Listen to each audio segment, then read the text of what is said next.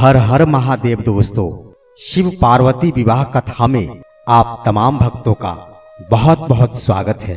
मित्रों, ऐसी मान्यता है कि सावन मास में भगवान शिव और माता पार्वती से जुड़े किसी भी कथा का पाठ करने या सुनने से भक्तों को मनचाहा फल की प्राप्ति होती है और भक्त अपने मन में जो भी कुछ रखकर भगवान शिव और माता पार्वती का कथा पाठ करते हैं, उनकी वो मन्नतें जरूर पूरी होती है। तो आज के वीडियो में हम भगवान शिव एवं माता पार्वती का विवाह कथा प्रस्तुत करने जा रहे हैं। मित्रों, शिव विवाह कथा को भारत की आध्यात्मिक कथाओं में बहुत महत्वपूर्ण माना जाता है। शिव विवाह में पार्वती के पिता शिव का वंश जानना चाह रहे थे। फिर शिव ने क्या जवाब दिया, इस कथा में बताया गया है। तो आइए जानते हैं आगे की कथा। भगवान शिव और पार्वती की शादी बड़े ही भव्य तरीके से आयोजित हुई थी। पार्वती की तरफ से कई सारे उच्च कुलों के राजा महाराजा और शाही रिश्तेदार इस शादी में शामिल हुए थे, लेकिन शिव की ओर से कोई रिश्तेदार नहीं आए थे, क्योंकि वे किसी भी परिवार से ताल्लुक नहीं रखते थे। मित्रों, इस शादी में बहुत ही अजीबोगरीब घटना हुई थी। भगवान शिव एवं माता पार्वती की शादी बहुत ही भव्य पैमाने पर हो रही थी। शिव, जो दुनिया के सबसे तेजस्वी प्राणी थे, एक दूसरे प्राणी को अपने जीवन का हिस्सा बनाने वाले थे। इस शादी में बड़े से बड़े और छोटे से छोटे लोग शामिल हुए थे। सभी देवता तो मौजूद थे ही, साथ ही असुर भी वहां पहुंचे थे। मित्रों, आमतौर पर जहां देवता जाते थे वहां असुर जाने से मना कर देते थे, और जहां असुर जाते थे वहां देवता नहीं जाते थे। शिव पशुपति हैं, मतलब सभी देवों के देवता भी हैं। ये सारे जानवर, कीड़े मकोड़े और सारे जीव उनकी शादी में उपस्थित हुए। यहाँ तक कि भूत पिशाच और विक्षिप्त लोग भी उनके विवाह में मेहमान बनकर पहुंचे। उनकी आपस में बिल्कुल नहीं बनती थी, मगर यह तो शिव का विवाह था, इसलिए उन्होंने अपने सारे झगड़े भुलाकर एक बार एक साथ आने का मन बनाया। भक्तों, भगवान शिव और माता पार्वती की यह एक शाही शादी थी।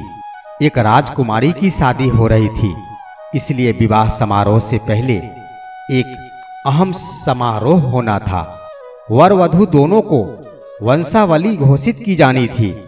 एक राजा के लिए उसकी वंशावली सबसे अहम चीज होती है, जो उसके जीवन का गौरव होता है। तो पार्वती की वंशावली का बखान खूब धूमधाम से किया गया और यह कुछ देर तक चलता रहा। आखिरकार जब उन्होंने अपने वंश के गौरव का बखान खत्म किया तो वे उस ओर मुड़े जिधर वर शिव बैठे हुए थे। सभी अतिथि इंतजार करने लगे कि वर की ओर से कोई उठकर शिव के वंश के गौरव के बारे में बोलेगा, मगर मित्रों, किसी ने भी एक शब्द नहीं कहा। वधू का परिवार ताज्जुब करने लगा, क्या इसके खानदान में कोई ऐसा नहीं है जो खड़े होकर उसके वंश की महानता के बारे में बता सके? मित्रों, वाकई कोई नहीं था। वर के माता पिता, रिश्तेदार या परिवार से कोई वहां आया ही नहीं था। इसका सबसे बड़ा कारण भगवान शिव के परिवार में कोई था ही नहीं। भगवान शिव सिर्फ अपने साथियों के साथ ही आए थे, और उनके साथ जो भी लोग आए थे वे विकृत जीवों की तरह दिखते थे। वे इंसानी भाषा तक नहीं बोल पाते थे और अजीब सी बेसुरी आवाजें निकालते थे। वे सभी नशे में चूर और विचित्र अवस्थाओं में लग रहे थे। फिर पार्वती के पिता पर्वतराज ने शिव से अनुरोध किया कि कृपया अपने वंश के बारे में कुछ बताएं। मित्रों, शिव कहीं शून्य में देखते हुए चुपचाप बैठे रहे। वह ना तो दुल्हन की ओर देख रहे थे और न ही शादी को लेकर उनमें कोई उत्साह नजर आ रहा था। शिव वहीं शून्य में देखते हुए चुपचाप बैठे रहे। वह बस अपने गणों से और अपने मित्रों से घिरे हुए बैठे रहे और शून्य में ही घूरते रहे। वधु पक्ष के लोग बार बार उनसे यह सवाल पूछते रहे, क्योंकि कोई भी अपनी बेटी की शादी ऐसे आदमी से नहीं करना चाहेगा जिसके वंश का अता पता नहीं हो। उन्हें जल्दी थी, क्योंकि शादी के लिए शुभ मुहूर्त तेजी से निकलता जा रहा था।